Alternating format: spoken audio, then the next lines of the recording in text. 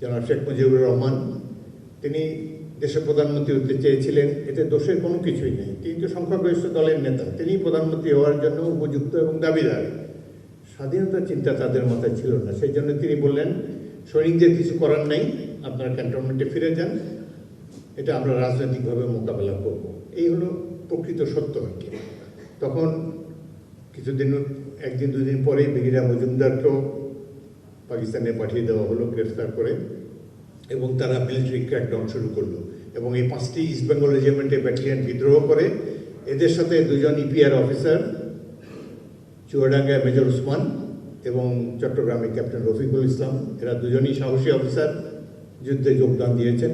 এবং এইভাবেই মার্চ মাসে 25 থেকে 30 তারিখের মধ্যে ইস্ট বেঙ্গল রেজিমেন্ট এবং ইপিআর তারা বিদ্রোহ করে পাক সেনাবাহিনীর বিরুদ্ধে প্রতিরোধ যুদ্ধ শুরু করে। এভাবেই শুরু হয় মুক্তিযুদ্ধ। আমরা এই হাজার হাজার ছাত্র যুবক তরুণদেরকে ভর্তি করেছি। আমি যেই 600 ছেলেদেরকে রিক্রুট করেছিলাম ছাত্রকে যশোর অঞ্চলে, তার মধ্যে 100 সম্মুখ যুদ্ধে জীবন দিয়েছে।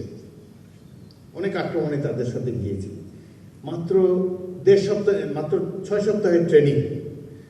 বেঙ্গল রেজিমেন্টে পদাতিক সৈনিককে 1 বছর ট্রেনিং দেওয়া হয়, আমরা ট্রেনিং দিয়েছি 6 সপ্তাহ।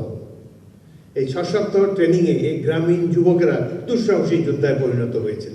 গত 5ই আগস্টেও এই দেশের মানুষ একটি গণ অভ্যুত্থান দেখেছে। এটি হয়েছে গণতন্ত্রের জন্যে। দেশের নির্বাচনের নামে কয়েকটি প্রহসন মঞ্চস্থ হয়েছে। আয়নাঘর কেউ কোনোদিন জানতো না বাংলাদেশের মানুষ। টেলিভিশনে যখন দেখবেন কিভাবে দিনের পর দিন, মাসের পর মাস, বছর পর বছর পশুর চেয়েও খারাপ অবস্থায় একটি মানুষকে রাখা হয়েছে, কারণ সে ভিন্ন মতাবলম্বী। বাংলাদেশে যে এই ধরনের শাসন ব্যবস্থা আসতে পারে, আমরা তো মুক্তিযুদ্ধের কল্পনাও কখনো করিনি। আমরা কেন যুদ্ধ করেছি? একটি স্বাধীন রাষ্ট্র চাই, যেখানে সকলের সমান অধিকার থাকবে, কোনো বৈষম্য থাকবে না, ভোটের মূল্য থাকবে, মানবিক মর্যাদা থাকবে, সাম্য থাকবে। এগুলোর জন্যই তো আমরা 71-এ যুদ্ধ করেছিলাম। কিন্তু এই 50 বছর পরেও সেই আমাদের স্বপ্ন বাস্তবায়িত হয়নি।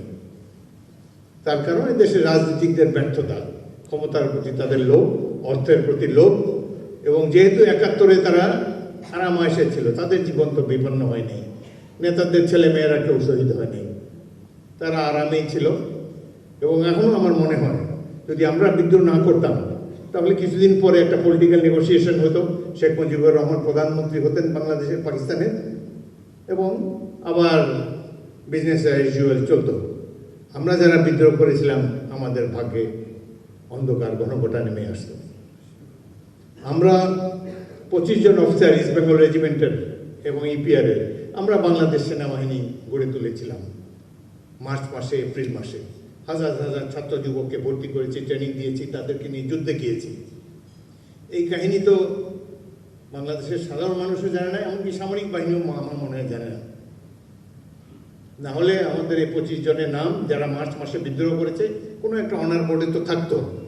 আমরা একটি সুখী সমৃদ্ধ বাংলাদেশ দেখতে চাই, গণতান্ত্রিক বাংলাদেশ দেখতে চাই। এই দেশে যেন আর কোনো স্বৈরশাসক সৃষ্টি না হয়। আমরা আমাদের সরকার বদলাবো। সরকার যদি ভুল করে তাকে সংশোধন করবেন, কিন্তু গণতান্ত্রিক ব্যবস্থাটিকে কেউ ধ্বংস করবেন না। আমাদের রাজনীতিকদেরও অনেক কিছু শেখার আছে।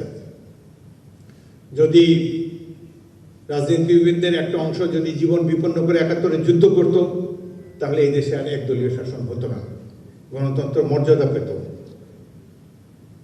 যাই হোক, আশা করি আমাদের জাতি আবার ঘুরে দাঁড়িয়েছে, আবার গণতন্ত্র প্রতিষ্ঠিত হয়েছে। এবং আগামী দিনগুলোতে আমরা আশা করি যে স্বপ্ন ধারণ করে আমরা যুদ্ধ করেছিলাম, এই স্বপ্ন পরবর্তী প্রজন্ম নিশ্চয়ই বাস্তবায়ন করবে।